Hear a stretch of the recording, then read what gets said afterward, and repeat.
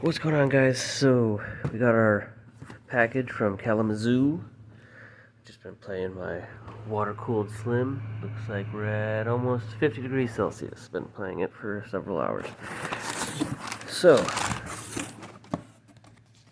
what do we have in here? Well, it's another Xbox Elite. There we go. This one was labeled for parts or repair. And I've been lucking out with these Elites so far. Now this one, they said it powers on, but the disk drive is broken. It's missing the faceplate. Also appears to be missing a warranty sticker, so that's a little nerve-wracking, but it still has the... Wow, this actually says it has a 250 gigabyte hard drive. I don't know why that's not really showing up on here, but... And that does have the warranty sticker on it, so... Yeah, that is awesome. Anyway, it said it had a broken DVD drive, and it is very dirty and discolored. I hope that's not mold. I hope that's just the chrome finish coming off. But anyway, we gotta plug this in, see if it works.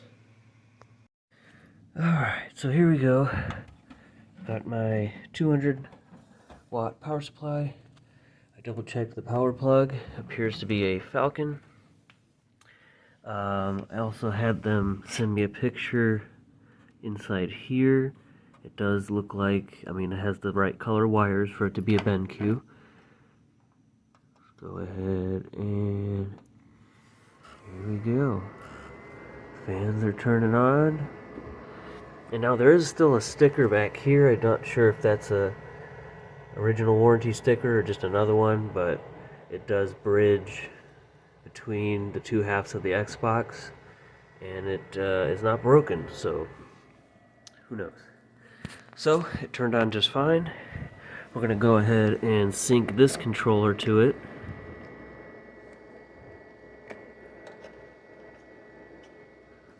That appears to be working.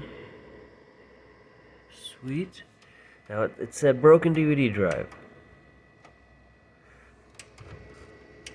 So the good news is, it sounds like it is definitely trying to open.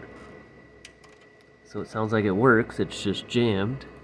Just like every other Xbox I've gotten recently. So we'll obviously take that apart, clean it out. Do the same thing with the rubber band in there, that's probably what's going on. We'll make sure nothing's actually bent in there. And if there is something wrong with it, obviously the one in our eyeball Xbox works just fine. It's a BenQ, and worst case, we'll just swap the main boards over, because obviously, like I've said many times before, DVD drives are linked to the motherboard itself. But yeah, I mean, everything seems to be working just fine. Let's go ahead and check our storage, and yeah, 228 gigabytes free. So that is awesome. I swear it had 120 gigabyte in the listing, but it appears to be a 250, and that's awesome. We'll probably just include that one with the eyeball Xbox. Yeah, cool. So that means we're all good here. We've got a Falcon drive, or a motherboard. Seems to be working just fine. I'm pretty confident that the DVD drive will be fine. It just needs to be cleaned up. Obviously we're using a different front bezel anyway. I've got the white ones on this. I have the orange chrome ones from a Halo Xbox. The eject button and the front bezel. Maybe we'll put that on there. I don't know. We'll see. I plan to include at least one of these controllers, maybe both, and I kind of put the orange chrome stuff on this one, and I probably will just include this one here. If I do that, maybe I'll put on the orange chrome, but to be honest, I kind of like the white. It's all white, you know, it's got the clear faceplate. There's no other orange or anything on here, but I don't know, that's a little more ways down the road. Anyway, this thing seems to be working great. turns on and off just fine. Now the fan is a little bit louder. Like I said, it's probably just dirty. Anyway, like I said, it was like $35 for this Xbox, and then the other one I have, the non-HDMI. Probably mentioned this many times now, and I kind of considered this one to be worth about 30 bucks. And then the other one I just kind of wrote off since it's non-HDMI, but that one actually seems to be working just fine, even with the water block and everything installed on it. This is the one that was having all kinds of issues, and it just doesn't want to get away from that red ring of death. So, obviously, like I said, once I take this one out, because it's finicky, I don't want to include it in this one. This is too expensive of a build. It's just cool of a build. I would like to use an Elite as the base. Anyway, I've had great luck with those recently.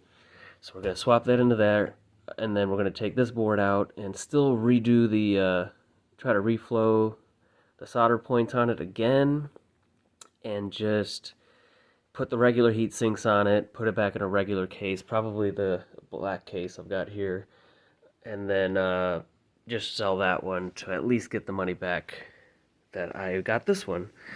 I mean, it would be worth it still for 30, 40 bucks or whatever. It'll still have a hard drive, obviously disk drive will work. It will work, but this one, obviously for 30 bucks it's missing a faceplate, disk drive is jammed, and yeah. Still a great deal. I lucked out on this one. So yeah, basically, thank you Goodwill of Kalamazoo. I'm gonna save this for later, this hard drive. And yeah, it's time to get swapping stuff over. So, like I said, we already got this far with this build. We've got our radiator, everything kind of installed. All we got to do is swap out the motherboards, and it is going to be a pain. But basically, I just have to slowly take off our reservoir and pump. That's already stuck on there, but I can just use new double-sided adhesive. And then our radiator that was the one thing I feel like I can slide the motherboard out without having to mess with that, because obviously we're still going to use this metal frame. It already has the cutouts for the radiator. And we'll just basically slide out this motherboard, take the heat sinks off this one, swap the water block onto it, slide it in there, check our DVD drive, it just needs to be cleaned and whatnot, and make sure it works. And then we will still obviously just swap over the metal housing. This one has all of the cool stickers on it. And then put it all back, and then get to finishing this build. So, like I said, all we really had to do was finish putting in our return to the reservoir, and then otherwise everything else is pretty much wired up and working and good, and we'll be able to do a little test run with it. Probably try to do this at the end of the video, or by the end of this video, hopefully. And yeah, so in the meantime, I'm going to do the swap real quick. I'm not going to show too much of that. We'll just show up when everything is swapped over, and we will then test it out and get to finishing this build. So let's do it. Alright guys, taking this apart here with the tool. Now, I found the warranty sticker. Appears to be completely intact. I've never seen one underneath like this. It's just kind of strange, and I've taken apart a lot of these. I've never seen that before. Anyway, yeah, this is going to be pretty rough. This one is probably going to be one of the most dirty ones I've taken apart in a while. I'm very concerned about, this looks like rust, possibly. It could just be dirt. I haven't tried cleaning it up yet, but this one's going to be just full of dust, I feel like. See, that kind of looks like rust to me. Now, if it's just this outer shield, it looks like it might be. I mean, I don't see any like rust or anything on the actual chassis there, but I guess we'll see when we get it the rest of the way open. Alright guys, it all makes sense now. There's no screws here. I can see Phillips heads through these holes. This has been opened, but because of the factory warranty sticker, which I am the one that voided that sticker, and because of that sticker that was on the back, this must have been a factory refurbished system, or by somebody, I don't know, somebody professional did this. I don't think they do. They replaced the X clamps from Microsoft. I could be wrong. Um, but I don't know. That was a Microsoft factory warranty sticker, and that's probably why I've never seen it there before, because they put it in a different spot. Um, yeah, so that's very interesting. Either way, it worked just fine, so we're still going to use this one. And then, yeah, let's keep moving. Okay, guys, one more thing. It's actually not that bad in here. A little dusty, dirty, but that's about it. Everything else looks pretty nice. Also explains why the fans sounded like they were 12 volts, because they were. So somebody clearly took this apart, replaced the X clamps, and put in one of these adapters to go to 12 volts. So that's cool. I got another cool adapter to work with. And we do have the Phillips and BenQ drive. So yeah, I will keep stopping what I'm doing and just finish swapping these over. Looks like everything else is going to be the same, with the capacitors in the same spots and everything, so we don't have to move around our pump or anything. We just swap everything over. So let's do that now. Alright guys, we got both motherboards out. Time to remove the heat sinks, clean up this board, and move the water block over. And there's one more thing. I need to desolder our 3-pin connector and put it on this board. That's for our pump. Clean it up, put this on, and then we'll put it back, not in this case, in the other metal case, put it all back together. Alright guys, did a really good job soldering the wires onto this board, so I just kind of had to cut it off. And we reconnected it to our new board. Got this cleaned up.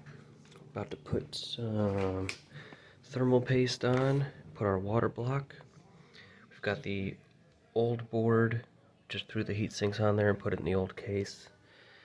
As soon as I put the water block on this one, we'll put these back on, put our little thermal pads on here, reconnect it into our other metal frame, and then we'll put the rest of the stuff back on.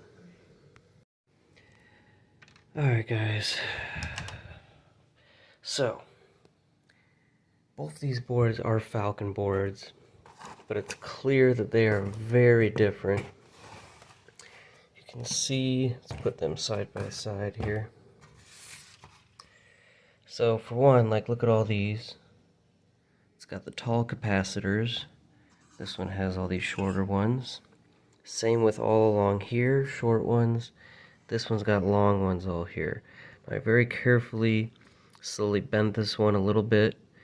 All of these are just, I mean, it's just 2 prongs soldered into the board. So I very carefully just bent that one just enough to get the pump where I need it to go. You can also see, I guess this one does have the taller capacitors right there, but they are in slightly different spots. But this one, it's not really in the way. You can see there.